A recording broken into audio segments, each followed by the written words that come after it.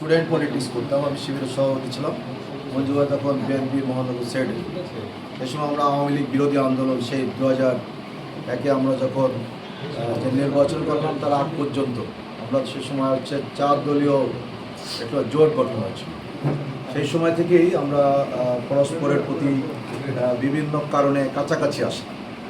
সেই একই লক্ষ্যের আন্দোলন সেই সময় থেকে জানাশোনা, এবং সেই সময় থেকে সে বড় ভাই আমি ছোট ভাই সেই সময় সেনের মধ্যে ছিলাম। নির্বাচনও করেছি একইভাবে, এবং আপনাদের লক্ষ্য করেছেন আমরা এক জায়গায় বসেছি, কথা বলেছি সবসময় হাস্যরসের মধ্যে। ওটা ওই সময় ছিল। আজকেও যা দেখলেন ভবিষ্যতেও থাকবে, এটা একেবারে আজকে নতুন হলো তা না, তবে এই বিষয়টা আমরা অব্যাহত থাকবো ইনশাআল্লাহ।